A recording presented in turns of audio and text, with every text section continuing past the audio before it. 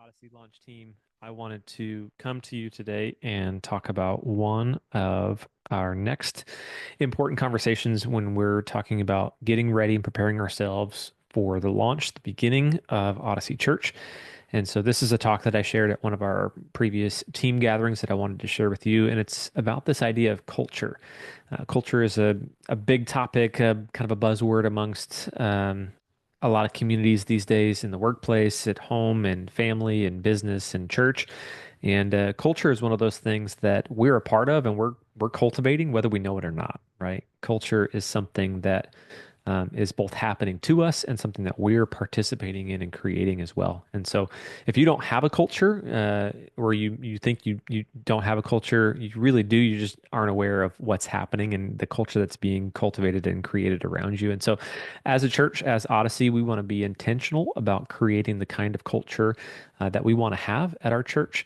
And so I'm going to share some of the cultures that we want to cultivate at Odyssey with you today so that you can better understand the kind of church that we want to be and the environment that we want to create, the space that we want to cultivate for people in our community to come, and ultimately discover God's story and join in the journey that He has for them as they discover and pursue His purpose for their life. So, culture is the environment that we create. It's actually culture is one of those things that needs cultivation. It's an agricultural term and something that takes a lot of effort and work to be able to create and formulate. And so these are words that we're going to use today that I don't want to just say that we're about these things, but we want them to be evident in what we do. We want them to be visible and represented and manifested in who we are as a church, not just something that we say from time to time, but something that we're actually doing and are living out. So there are five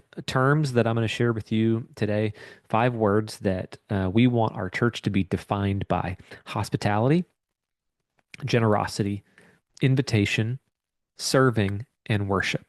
So we're going to talk about each of those five things, but those are five words, and there's probably more, but these are five that we've chosen that we want to intentionally create a culture around each of these things. And so one of the things that we're working on right now that you can be a part of, and we hope that you are a part of, is we're building teams that will help us create this culture that carries this identity. And so it takes more than just myself. It takes more than just Leah or Emily or anybody else on our team to carry this identity and to create this culture. It requires you to be involved and participating in that because we are better than me. And all of us together are better than any one of us by ourselves. And so all of us have to live and express this culture in order for it to be effective and for it to be successful. So, what does a hospitality culture look like? And this is something that will easily and primarily be carried by those on our guest experience team, those people who are hosting and greeting and ushering and providing a safe environment and serving coffee and food and all of the various things that go into creating a great guest experience. But this isn't just for that team. This is for everybody on our launch team, everybody who's a part of Odyssey. We want everybody who is Odyssey Church to practice hospitality. Practice hospitality. This, I think, is one of the keys in creating a community and creating a place where people can belong before they believe, and giving them a space to ask questions, to come with their skepticism, to come with their hurts, to come with their problems and challenges, and to be able to create an environment where they feel they are safe, they are known, they are loved, and that takes a hospitality culture. So, maybe if you think about your own experiences, your own life, what does it look like to you to experience a hospitable culture? Maybe you've had a good experience somewhere at a coffee shop or a restaurant or a venue, a concert, a show, a play, a movie, whatever it might be. As you think about your own life and experiences, what's an experience that you enjoyed? Maybe you left there and you couldn't wait to tell somebody about it because of how incredible it was. Maybe you have the opposite experience where you couldn't wait to leave because of how annoying or frustrating or challenging or just unhospitable the entire experience was. So we want to create a space at Odyssey Church where people feel like I I belong here. These are people that welcome me, that seem like they love me. They seem like they know me. They remember me. And this is important for us as God's people, as followers of Jesus, to be hospitable, because that's what God has done for us. He has created us in His presence to dwell with Him, and He has invited us in to a relationship with Him. And so we ought to carry that same culture to other people. Over the years of my time in church and serving on staff and being a pastor, I've had several people tell me that I was the only person who greeted them when they came to church, or that I was the only person who talked with them, or that maybe they didn't connect with a lot of people. And I do not want that to be the case at Odyssey Church. I don't want to be the only one who's going out of my way to connect with guests. I would love for our whole entire team to carry this culture of maybe we're even engaged in a conversation and we have to say to that person, whoever that we're talking to, a friend or someone, that team member, hey, can we pick this back up? Or hey, excuse me, I have to go say hello to this person, because you're recognizing that they're new, that they're alone, that they look lost, that they need help. I would love for that to be the norm, that we say, hey, excuse me, would you hang on for just a second? I got to go say hi to this person, or I got to go help this person, because that is the hospitality culture that we want to create. That we can say excuse me to say hello. And that's a phrase that we all use and maybe hear on a regular basis. And one of the other ways that you can help someone feel known, feel loved, feel valued is by looking at them, making eye contact, smiling at them, acknowledging that they're there, right? A lot of times people, especially the more introverted people, they don't want a ton of people coming up and engaging them in conversation or small talk or whatever. But even just a smile, even just an acknowledgement that you see them, that they are known there, that they're welcomed there, that can go a long way in helping someone feel like they belong. One of the things that we're going to be teaching and instructing our guest experience team with, that I think is a valuable principle for anyone, is what I call the 10-4 rule. And this is when someone is 10 feet away from you, you look at them, you acknowledge them, you make eye contact, and you smile at them at 10 feet away. That's what you do.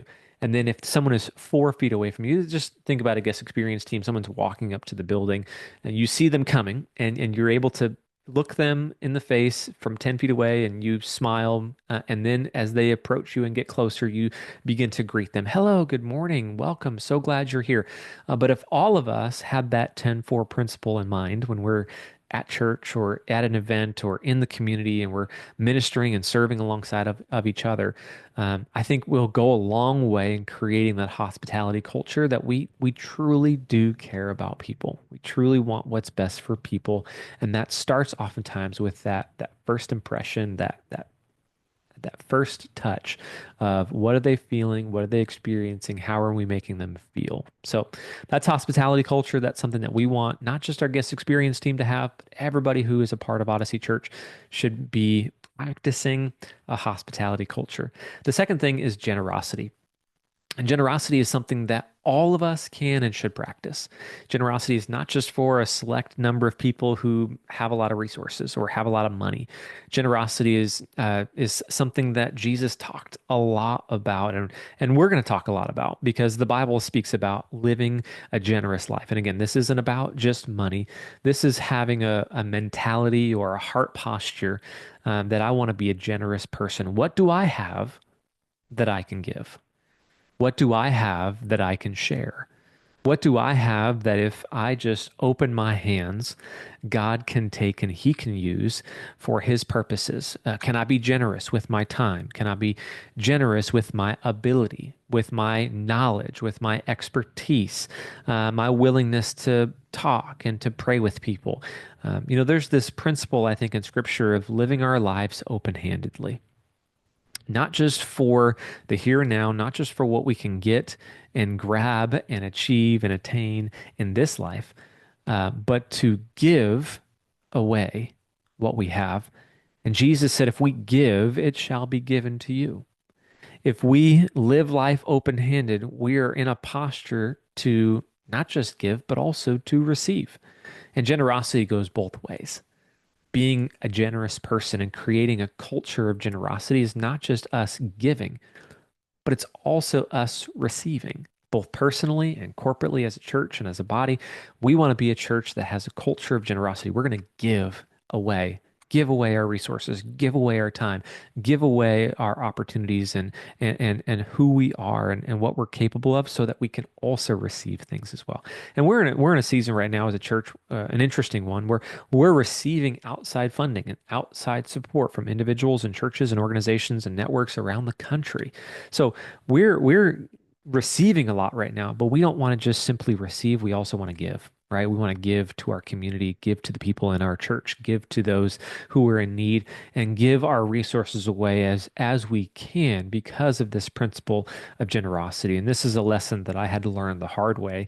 As I was becoming an adult, that I couldn't allow pride to stand in the way of me receiving a blessing from someone or me receiving something from someone that would be a blessing for them to give. Jesus said it's more blessed to give than to receive. And so generosity is something that we have to practice both in doing and in receiving. And we should always be looking for these opportunities in moments like that happen all the time around us. Someone is struggling to get in the door with a car seat or a walker or a bag or whatever. Man, generosity looks like going over there and holding the door open for them, saying, "Welcome, come on in. I can help you." Generosity looks like pointing someone in the right direction. It looks like, providing your level of knowledge and expertise in an area that we feel like we need help in. It looks like maybe making a meal for somebody. It looks like helping someone who has a bill or an expense that they can't cover. It is blessing the people around you with whatever you have in your hand, whatever you have at your disposal. I think it's James in the New Testament who talks about if you see a brother in need and you say, "Hey, go and be fed and have blessing," but you don't actually do anything to help, he said the blessing is pointless. There's no meat to it. There's no teeth to it because you're simply saying words and not doing anything in action. So generosity is a culture of action that we want to create in our church, that we can be generous to those around us, to those who are part of us. And so I hope that is a helpful principle for you to remember. The third principle, the third word, the culture that we want to cultivate is the word invitation. And this is a culture that Jesus created from the very beginning with his disciples. In John chapter 1 is the story of how Jesus is starting his earthly ministry. And these men who have been following John the Baptist see Jesus. And John says, "Hey, look, there's the one that I told you about." They begin following Jesus. And they say, "Hey, Jesus, where are you going? What are you doing? How can we know about you?" And Jesus says these words. He says, "Come and see." A simple invitation from Jesus to these men to say, "Hey, come and experience who I am. Come and see what I'm all about." And this same invitation that he gives to those men, he teaches them to share with someone else. Later on in the chapter in John 1, we see one of those men use those same words that Jesus said to him, "Come and see," with someone else that he invited. He invites a man named Nathaniel to come and meet Jesus, and he says, "Well, where is Jesus from, and who is this guy, and why should I follow him?" And I believe it's Philip says, "Come and see." Come and experience, come and see what Jesus is all about. And we want to copy this same strategy when it comes to reaching people around us with the good news, the gospel about who Jesus is. We want them to come and experience, to come and see who Jesus is. Come see a church where people from every nation are welcome. Come see a place where you can belong before you have to believe. How many of you know that most people don't accept Jesus the first time that they hear about him? The first time they're presented with the truth of the gospel, of the good news about who Jesus is. Most often people they take their time, they take several encounters with the good news before they come to a place where they're ready to accept the truth of Jesus. And so we want Odyssey to be a church, a place that people who are skeptical, maybe they're unsure of Christianity, maybe they have questions, they can come. They can find a place to belong. They can get their questions answered. They can they can bring their curiosity and move to a place of certainty. And so this means giving them a seat at the table. Being invitational means involving them in what we do, but even before they know and follow Jesus. And so everyone can be thinking about, I think, my challenge to you as a team member at Odyssey, as a person who's a part of what we are doing, every single one of us ought to be thinking about who is that one person that we can invite? Who is that one person in your life right now that you know maybe is not a Christian, or maybe you're unsure of whether they go to church or have gone to church or know anything about God and the Bible? You can invite them to something that we're doing. Invite them to a social or an interest event or a worship gathering or whatever it is that we're trying to create multiple different events and types of events so that you have easy invitations that you can share with someone to come. And maybe, we're just hanging out, we're just playing games or showing up at a park. That's an easy invitation for you to invite someone to come, and who knows what might happen at that event. They get to know somebody, they start talking with somebody, and pretty soon they maybe want to come and participate in something else that we're doing. Or maybe you know somebody who's been out of church, but they've been looking for a church. They've been looking for a place to belong. Invite them to one of our gatherings, invite them to one of our services. And we're trying to make it as easy as possible by giving you resources and creating events for you to invite those that you know to come and see. And I just want to share that there is something to a personal invitation. There's something powerful about a personal ask that we can make to those that we know. More powerful than marketing maneuvers, more powerful than advertisements, more powerful than anything that we can put money into, is you thinking about and inviting those that you know, those that live on your street, those that you work alongside of, those that you might just meet at the gym or at the coffee shop or wherever it might be that you do life. 82% of people who don't attend church are more likely to attend if someone simply invited them. Sometimes all it takes is for us to make the first move, to step out of our comfort zone and to make the ask. Hey, would you consider coming to something my church is doing? Or hey, would you consider coming and joining me? And I'll sit with you at church. Or hey, if you were to come to church with me, I will take you out for lunch afterwards. Maybe just bribe them, right? I think whatever we can do to create that invite culture and invitation culture at Odyssey, we want to create that so that all of us are thinking about those that we know that we can send an invitation to. And honestly, it doesn't even have to be face to face. It could be a text message, it could be an email, it could be a Facebook message, or sharing an Instagram post with somebody. Hey, I'm doing this thing. I'd love to have you join me. It doesn't have to be, a sit down and in person, face to face meeting with someone. It can simply be an extension of who you are, what you do, and how you live your life. And so, I hope that you'll take advantage of some of those things, maybe even sharing posts online, sending them directly to people that you know who might be interested. That is one way that we can continue to cultivate this culture of invitation. The next one, number four, is serving. And serving is something for all of us. The analogy that I used in this talk is the analogy that as a church, we are a warship, not a cruise ship. And I hope you know the difference between those two things. A warship, everybody has a battle station, everybody has a job, everybody has a place to be when the bell rings and the toll sounds, and everybody knows that something is about to go down. They're moving to a specific place for a specific job for a specific purpose.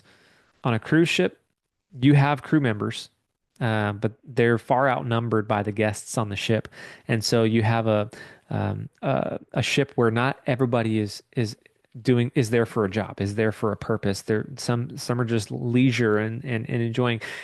And as a church, we want to be a place where everybody has a job, everybody has a task, everybody has a purpose, because we believe that together we're engaged in a battle. We're engaged in a spiritual struggle, and people's lives, people's eternities hang in the balance. And so serving is a part of how we play that out. Serving is a part of how we help people come to know and follow Jesus. And so, as a member of our launch team, I hope that you're able to identify and discover the best role for you to serve on as a crew member of this worship. And if you need help with that, please don't hesitate to reach out. We'd love to be able to sit down and have a conversation about how you might be best suited to serve alongside of us as we attempt to create contributors, not just consumers, as we invite people to come and serve alongside of us, to care about who we're becoming as much as what we're doing, right? That's something that we want to value here as well, not just simply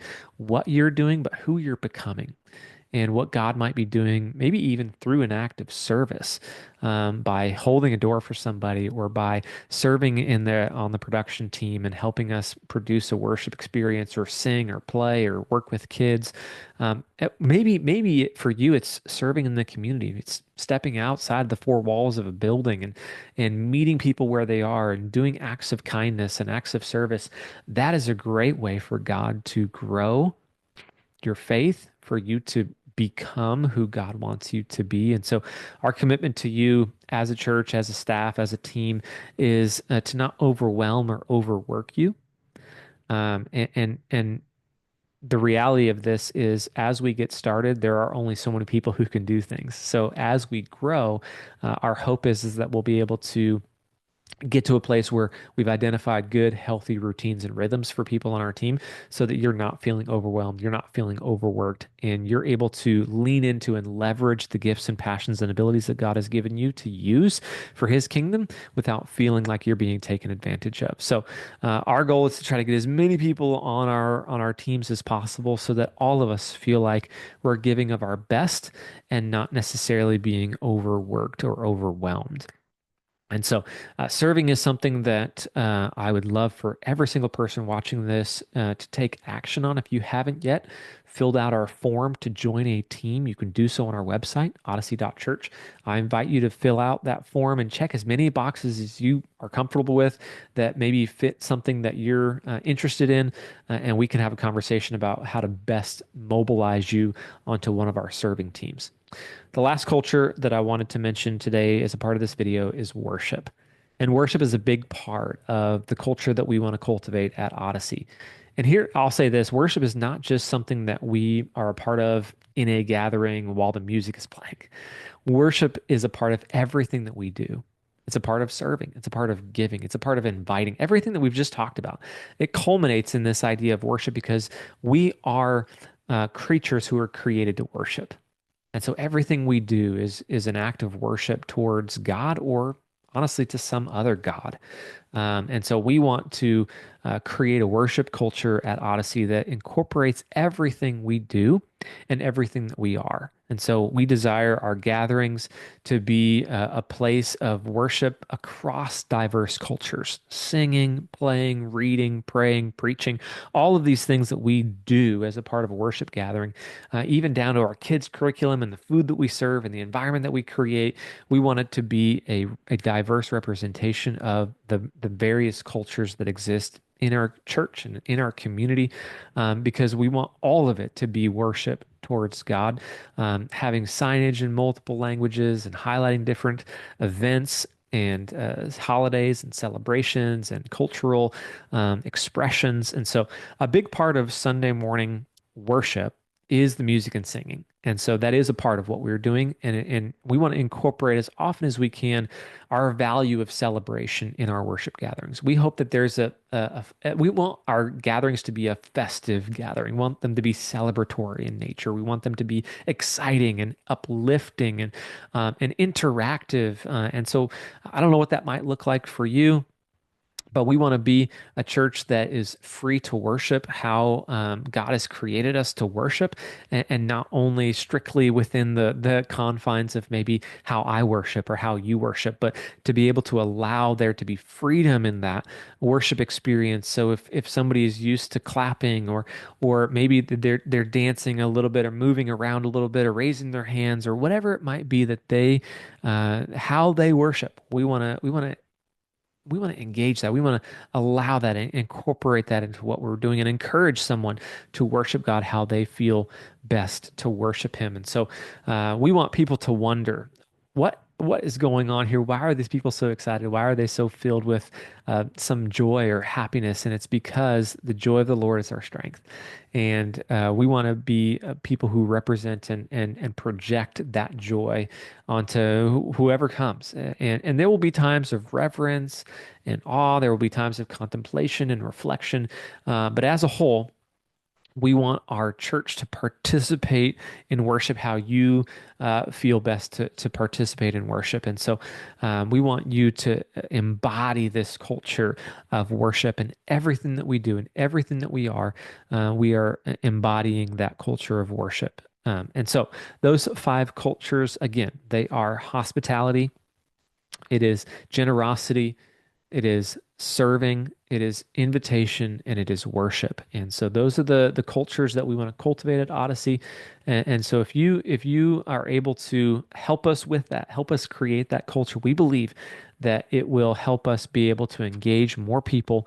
More people will come and see, come and experience who Jesus is through our church. And I think it'll be an incredible thing to see God work amongst us in that way, to see more people reached with the good news about who Jesus is as we help the nations discover the story of God and join in the journey with him. Thanks for watching, and I hope to see you very soon at one of our next events. God bless, and we'll see you soon.